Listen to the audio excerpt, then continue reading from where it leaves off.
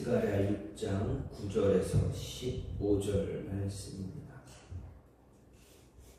여호와의 말씀이 내게 임하여 이르시되 사로잡힌 자 가운데 바벨론에서부터 돌아온 헬데와 도비야와 여다야와 스바냐의 아들 요시야의 집에 들어갔나니 너는 이날에 그 집에 들어가서 그들에게서 받되 은과 금을 받아 면류관을 만들어 여호사닥의 아들 대제사장 여호수아의 머리에 씌우고 말하여 이르기를 만군의 여호와께서 이같이 말씀하시되 보라 싹이라 이름하는 사람이 자기 곳에서 돋아나서 여호와의 전을 건축하리라. 그가 여호와의 전을 건축하고 영광도 얻고 그 자리에 앉아서 다스릴 것이요 또 제사장이 자기 자리에 있으리니 이 둘 사이에 평화의 의논이 있으리라 하셨다 하고 그 면류관은 헬렘과 도비야와 여다야와 스바냐의 아들 헨을 기념하기 위하여 여호와의 전 안에 두라 하시니라. 먼데 사람들이 와서 여호와의 전을 건축하리니 만군의 여호와께서 나를 너희에게 보내신 줄을 너희가 알리라. 너희가 만일 너희 하나님 여호와의 말씀을 들을진대 이같이 되리라. 아멘. 오늘 말씀 스가랴서 6장 9절부터 15절 말씀입니다. 스가랴 오늘 말씀 6장 말씀은 스가랴가 본 스가랴에게 나타난 하나님의 8가지의 환상 가운데 마지막 환상에 관한 그런 내용입니다. 그래서 오늘 말씀을 보게 되면 9절부터 14절 말씀을 보면 대제사장 여호수아의 면류관 제작 그리고 보관 종말론적인 성전 건축자에 대한 예언을 전달하는 그런 명령을 기록하고 있습니다.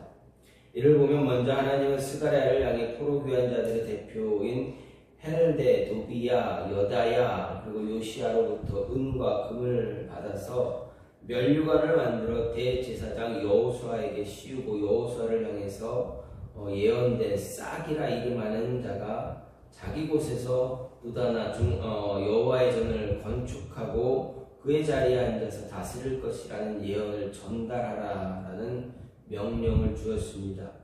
그리고 여호수아를 위해서 만든 면류관을 앞서 말한 백성의 대표자들 곧 면류관 제작을 위해서 은과 금을 바친 헬렘, 도비야, 여다야 그리고 헨을 기념하기 위해서 여호와의 전에 두라 명령하고 있습니다.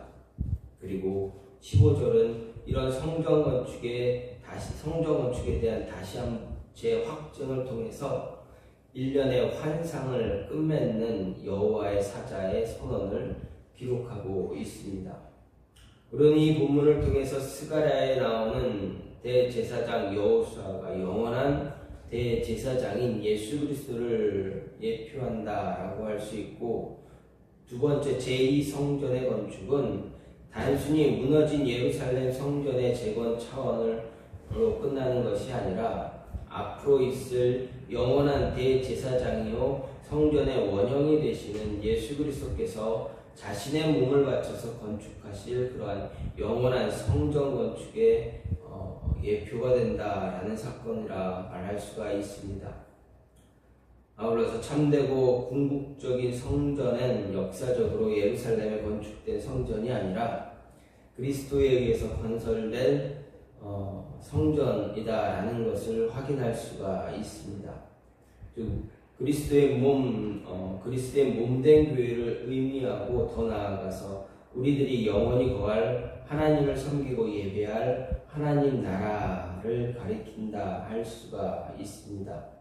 이상이 오늘 말씀의 내용을 보면서 과거 여호수아의 이스라엘 백성들이 재건한 성전이 예수 그리스도와 하나님 나라를 예표하듯이 우리들이 모이는 교회 역시 장차 도래할 새 예루살렘 즉 거룩한 하나님의 나라에 대한 예표가 되어야 한다라는 사실을 이야기하고 있습니다. 그리고 더 힘써서 하나님의 교회를 거룩하게 순전하게 세우는데 매진해야 한다라는 것입니다.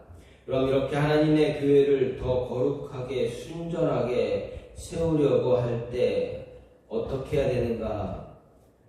하나님의 교회를 더 거룩하게 세우기 위해서는 우리가 하나님 앞에서 하나님을 기쁘게 하는 자가 되어져야 한다라는 것입니다. 그럼 하나님을 기쁘게 하는 자, 어떤 자인가? 먼저 오늘 말씀을 보면 11절 말씀을 보면 하나님의 기쁘게 하는 자를 이야기하고 있는데 하나님 앞에서 헌신한 사람들이 바로 하나님을 기쁘게 하는 사람들이다라는, 하나님을 기쁘게 하는 자다 할 수가 있습니다. 그래서 11절 말씀을 보면 하나님은 스가랴를 향해서 10절에서 언급하고 있는 네 사람으로부터 받은 은, 금 가지고 면류관을 만들어 대제사장 여호수아의 머리에 씌우라 명령했습니다.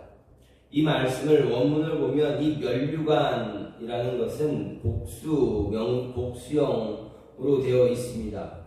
이는 면류관이 이중으로 되어 있다라는 것을 볼 수가 있습니다. 대제사장은 본래 머리에 관을 썼지만 그것은 은과 금으로 만든 것 아닙니다. 원래는 대제사장이 쓰는 면류관은 은, 금으로 만드는 것이 아닙니다. 본래 세마포로 만드는 것입니다. 그럼에도 하나님께서 은과 금으로 면류관을 만들어서 여호수아에게 씌우라 하신 것, 그것은 그가 싹으로 표현된 메시아를 예표하는 인물이었기 때문이다 할 수가 있습니다. 여호수아가 예표하는 싹으로서의 메시아는 전례 없는 왕의 직분과 대제사장의 직분을 동시에 수행할 것입니다. 이 하나님은 그 메시아를 예표하는 여호수아에게 은, 금으로 만든 면류관을 씌우게 한 것입니다. 그런데 하나님이 여호수아에게 이처럼 은과 금으로 만든 면류관을 만들어 씌우게 한 것, 또 다른 이유를 찾을 수가 있습니다. 그것은 여호수아가 하나님의 성전을 건축하는데 헌신한 사람이었기 때문입니다. 여호수아가 건축하고자 헌신했던 성전, 제2성전은 소위 스룹바벨 성전이다 할 수가 있습니다. 여기서 스룹바벨이 누구입니까? 당시 유대 총독으로서 제2성전 건축을 주의한 인물입니다. 포로에서 돌아온 유대 민족들을, 이스라엘 민족들을 통해서, 이스라엘 백성들을 통해서 제2성전을 건축하는데 주도적인 역할을 한 사람이 바로 스룹바벨입니다. 하지만 제2성전 건축을 실제로 책임지고 이끈 사람, 바로 대제사장인 여호수아입니다. 그는 성전과 관련된 모든 직무를 총괄하는 대제사장으로 분명 성전 건축에 100% 헌신한 사람입니다. 이에 하나님은 그의 헌신을 보시고 그의 머리에 면류관을 씌워 주심으로 인해서 그를 영화롭게 해 주신 것입니다. 아무 의미 없이 하나님께서 영광스러운 그런 면류관을 머리에 씌워 주실 이유가 없기 때문에 그렇습니다. 이는 성도들이 진정 하나님 보시기에 기뻐하는 자로 세워지는 길, 하나님이 기뻐하시는 자가 누구인가 라는 것을 보여주는데 바로 하나님 앞에서 자신의 헌신하면 드릴 수 있는 자라는 것입니다. 그렇습니다. 성도로서 하나님을 기쁘게 하는 삶을 사는 것은 스스로의 영광, 기쁨을 구하는 것이 아니라 하나님을 위해서 거룩한 일을 위해 자신의 모든 것을 드릴 수 있는 사람이라는 것입니다. 하나님은 거룩하고 영광스러운 분이시고 동시에 신실한 분이십니다. 그렇기에 자신과 자신의 나라를 위해 헌신하는 사람들 결코 모른 척 내버려 두지 않습니다. 하나님은 그를 높여 영화롭게 해 주시는 분입니다. 하나님은 예수 그리스도께서 자신과 자신의 나라를 위해 헌신하고 자신을 위해 자신의 생명까지 버리셨을 때 어떻게 하셨는가 생각해 보면 하나님은 그를 무덤에서 일으키셨습니다. 그리고 지극히 높은 곳으로 인도하여 주셔서 모든 이름 위에 뛰어난 이름을 주셨습니다. 하늘에 있는 자들, 땅에 있는 자들, 그리고 땅 아래에 있는 자들 모두가 예수 그리스도 앞에서 무릎 꿇게 해 주셨습니다. 그리고 그들의 입을 통해서 고백하게 하셨습니다. 주다, 그를 주라 시인하게 하셨던 것입니다.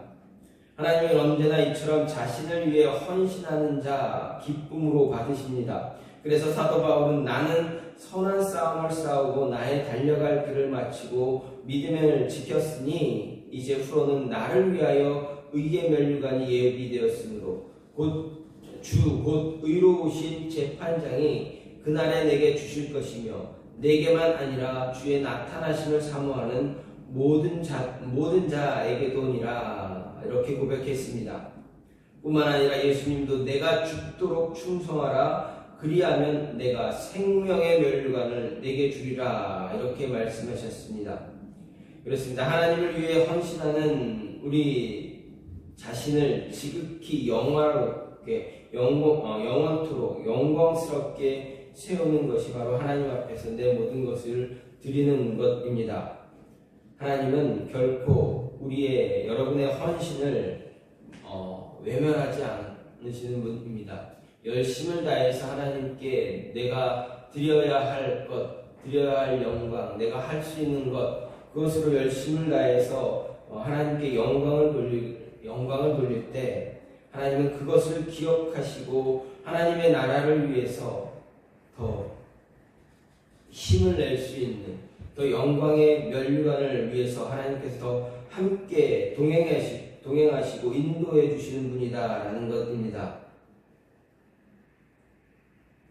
따라서 세상 사람들이 구하는 그런 세상의 영광이나 헛되고 허망한 사람들이 추구하는 그런 영화, 일시적인 만족으로 끝나버릴 그런 어떤 육신의 탐욕 이런 것을 구하는 것이 아니라 영원한 영광과 영화를 보장하는 하나님의 일에 더 열심을 다할 수 있는 그런 모습이 저와 여러분 안에 있기를 간절히 소망합니다. 또 한 가지는 무엇입니까? 하나님을 기쁘게 하는 사람은 비전을 소유한 사람입니다. 12절, 13절, 15절 말씀을 생각해 보면 먼저 12절에서는 싹이라 이름하는 사람이 자기 곳에서 돋아나 여호와의 전을 건축할 것이다 라고 말합니다. 13절에서는 그가 성전을 건축하고 영광도 얻고 그 자리에 앉아서 다스릴 것이다 말합니다. 15절에서는 또 먼 데 사람들 즉 이방 사람들이 와서 여호와의 전을 건축할 것이다 말합니다. 오늘 말씀을 보면 메시아를 지칭하는 싹이라 이름하는 이가 성전을 건축한다는 것, 이방인들이 성전을 건축한다라는 것을 약속합니다. 이는 두말할 나위 없이 신약시대 예수 그리스도께서 세우실 새로운 성전 그리고 그의 대속사역의 근거에서 땅끝까지 전파될 천국 복음을 통해서 이방인들이 모여 세울 교회를 지칭하고 있습니다. 그런데 우리가 이와 관련해서 한 가지 생각해 볼 수 있는데 오늘 말씀을 통해서 오늘 스가랴 1장부터 6장은 성전 재건을 착수한 백성들을 격려하기 위해 주어진 8가지의 환상들을 중심으로 내용이 전개되어졌습니다. 즉 오늘 말씀 환상이 주어진 시점은 당시 백성들이 분명 성전을 재건하는 중에 있었던 그러한 사건이다 할 수가 있습니다. 이렇듯 있는 힘을 다해 성전을 재건하고 있는 그들에게 하나님께서 새 싹을 통해서 또 다른 성전을 짓고 이방인들이 모여 여호와의 전을 건축할 것이다 라는 예언의 말씀은 그들이 듣기에 도저히 납득할 수가 없는 말씀입니다. 왜냐하면 이후에 하나님이 누군가를 보내 더 좋은 성전 그리고 이방인들이 모여 더 크고 광대한 성전을 지을 것인데 지금 자신들의 힘으로 이 미약한 자신들의 힘으로 성전을 짓는 것 무슨 의미가 있겠는가 하는 것이기 때문에 그렇습니다. 자신의 힘들로 미약한 자신들의 힘으로 성전을 지어봐야 볼품이 없는 그런 성전이 될 텐데 왜 더 크고 더 영광스러운 성전이 지어질 것을 왜 지금 자신들에 의해서 이렇게 보잘것없는 성전을 지으신가라는 그런 의문 때문에 그렇습니다.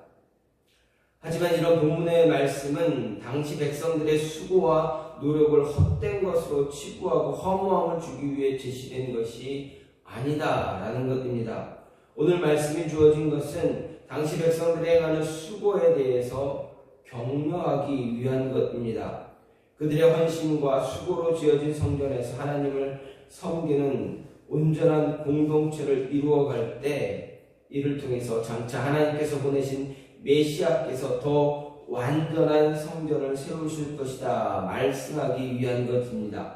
그렇습니다. 그들이 재건하는 성전은 장차 하나님이 메시아를 통해서 세우실 새로운 성전, 즉 교회를 예표하는 것일 뿐 아니라 교회 시대로 나아가기 위한 그런 도약대이기도 하고 소망의 근간이 되는 것이다 할 수 있습니다. 이런 오늘 말씀, 특별히 오늘 교회를 우리가 있는 교회를 세우고 하나님을 섬기는 신약 성도들에게 특별한 의미를 전달합니다.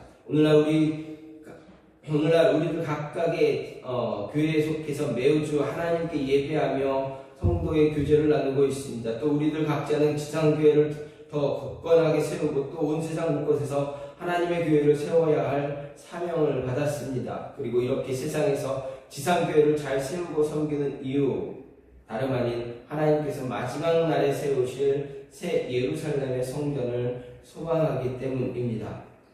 그것은 물론 우리의 수고와 노력과는 별개로 하나님께서 친히 세우시는 온전한 완전한 그러한 성전입니다. 그렇다면 장차 하나님이 새 예루살렘 성전을 도래케 하실 것이기 때문에 지금 이 땅에서 우리가 교회를 세우고 하나님을 섬기는 것 무의미하다 말할 수 있겠는가 할 때 그렇지 않은 것입니다.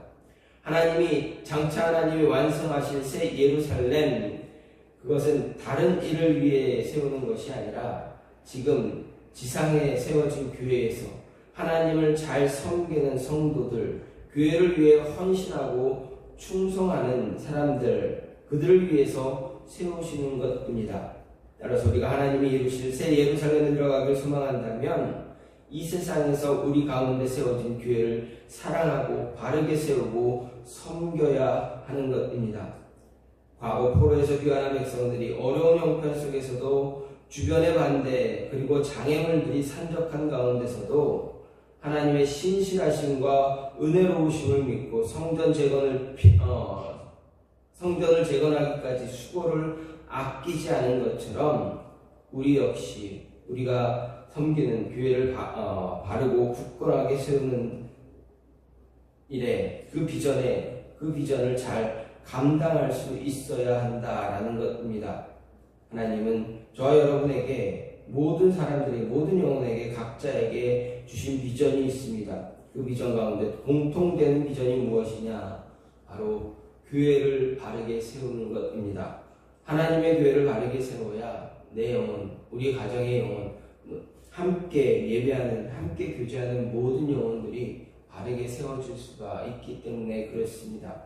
그렇기 때문에 하나님을 기쁘게 하는 자, 비전을 소유해서 하나님의 성전을, 하나님의 교회를 바르게 세워나가야 한다라는 것입니다.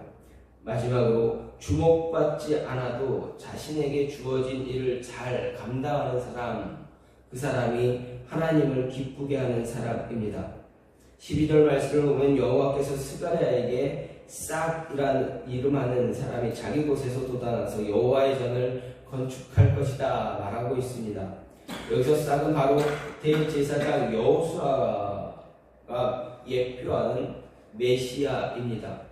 일찍이 예레미야 선지자도 다윗의 혈통에서 나와서 세상에서 정의와 공의를 행하실 메시아에 대해 싹이라 표현하기도 했습니다. 그분은 대제사장 여호수아가 하나님의 성전을 건축한 것처럼 장차 세상에 나타나 영원히 파괴되지 않을 구약의 모든 성전이 예표하는 하나님의 성전을 건축할 분이셨습니다. 그런데 우리는 여기서 이 메시아가 하필 싹으로 표현된 사실에 주목할 필요가 있습니다. 싹은 땅에서 돋아나는 식물의 새싹이나 나무의 줄기에서 돋아나는 순을 의미합니다. 이 싹은 연약함과 보잘것없음을 상징합니다. 그렇다면 왜 메시아를 하필 연약하고 보잘것없는 싹으로 표현했는가 하는 것입니다. 그것은 그의 출생이 그렇게 지극히 비천하고 사람들에게 주목받지 못할, 아니 오히려 천대받을 출신이 되실 것이다 라는 것을 암시하기 위한 것입니다.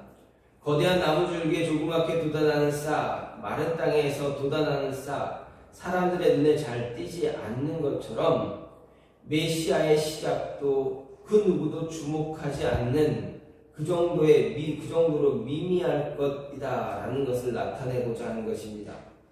이사야 선지자는 메시아에 대해서 예언하기를 그는 주 앞에서 자라나기를 연한 순 같고 마른 땅에서 나온 뿌리 같아서 고운 모양도 없고 풍채도 없은즉 우리가 보기에 흠모할 만한 아름다운 것이 없도다라고 했습니다.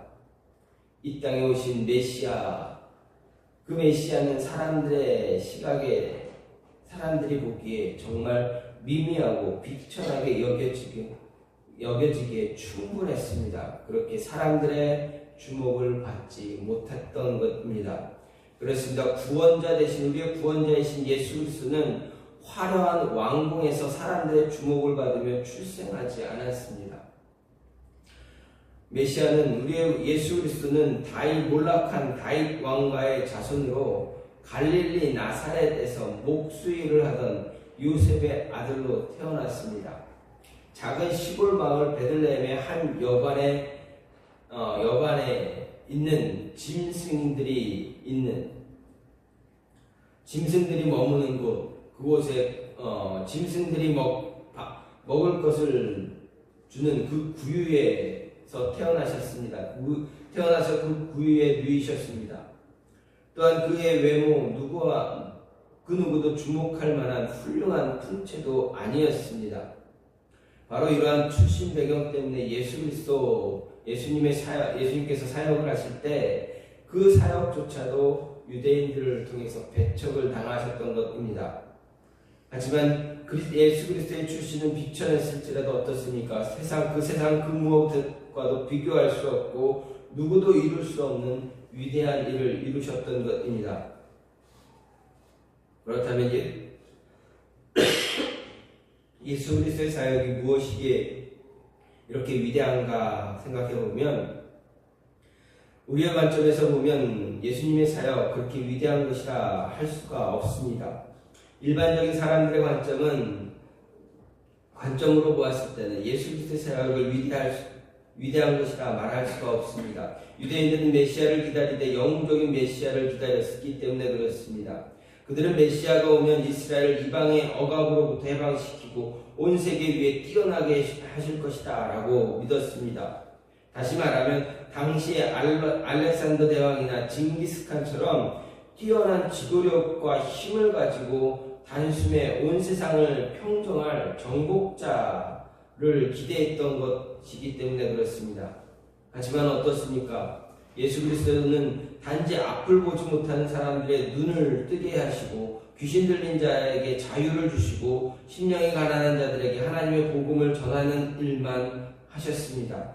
끝내 마지막에는 십자가에서 죽으시기까지 했습니다. 인간적인 관점을 보면 어찌 이러한 모습, 위대한 모습이다 라고 할 수가 없습니다. 하지만 예수님의 사역, 절망 중에 처한 자에게 소망을 주고 고통 중에 있는 자에게 치료를 주고 슬픔 중에 있는 자에게 위로를 주었고, 무엇보다 누구도 해결할 수 없는 죄의 문제, 사망의 문제를 해결해주는 그러한 역사를 이루었습니다.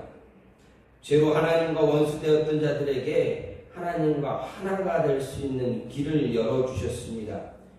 그들 영생의 소망을 주는 그런 위대한 일을 해주셨다라는 것입니다. 사람을 구원하는 일보다 위대한 일 없습니다. 온 세상 구원에서 가장 귀한 것이 바로 사람의 생명, 그 생명을 구원하는 것입니다.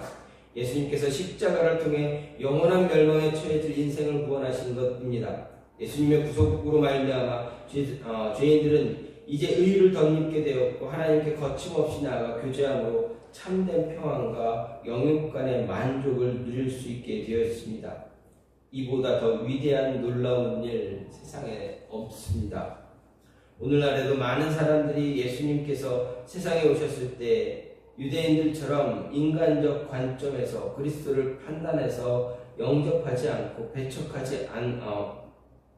배척하고 있습니다. 하지만 우리는 그가 유일한 하나님의 아들이시며 그의 세상에 보내신 유일한 구세주임을 믿습니다. 오직 예수님께서 행하신 일만이 우리를 바른 구원의 자리로 굳건히 세울 것임을 믿습니다. 따라서 우리는 우리에게 본을 보여주신 예수님의 모습을 따라서 주목받지 못할지라도 우리에게 주어진 일, 내가 해야 할 일, 그 일에 언제나 최선을 다하는 자 될 수가 있어야 한다라는 것입니다. 누구도 주목하지 않지만, 누구도 바라보지 않지만 나에게 주어진 일이기에 최선을 다하고 언제 그 일을 굳건히 묵묵하게 해나갈 때 하나님은 그 일을 하는 우리를, 여러분들을 기뻐하신다라는 것입니다. 하나님이 기뻐하는 사람은 자신에게 주어진 일에 대해서 게으르게 하지 않고 열심을 다해서 묵묵히 해나가는 그런 모습을 원하신다라는 것입니다. 성경 말씀을 보게 되면 많은 신앙의 선배들을 보게 되면 그들은 자신에게 주어진 일에 대해서 결코 소홀히 여긴 신앙의 선배들이 없다라는 것입니다. 정말 미천한 신분이었고 미천한 일이었을지라도 거기에 그 일에 열심을 다했던 사람들, 그들을 향해서 하나님께서는 그들을 보시면서 기뻐하셨던 것입니다. 그들을 더욱더 높여주셨습니다. 예수님의 제자, 12명의 제자들 누구도 누가 봐도 그들이 큰 일을 행할 사람이다라고 생각하지 않았습니다. 모든 사람, 그 12명의 제자들 모두가 정말 사람들이, 일반적인 사람들이 보았을 때 미천하고 비천한 사람들이었습니다. 어부였습니다. 세리였습니다. 욕먹는 세리였습니다. 하지만 예수님께서 제자로 삼아주심으로 인해서 하나님이 기뻐하는 자로 변화시켜 주셨다라는 것입니다. 자신에게 주어진 일 묵묵히 할 때 하나님을 기뻐하게 할 수가 있습니다. 오늘 말씀 스가랴 선지자의 예언을 통해서 오늘 우리에게 하시는 이 말씀을 보면서 하나님을 기쁘게 할 수 있는 자가 누구인가, 하나님께 기쁨을 드릴 수 있는 자가 누구인가를 보게 되었습니다.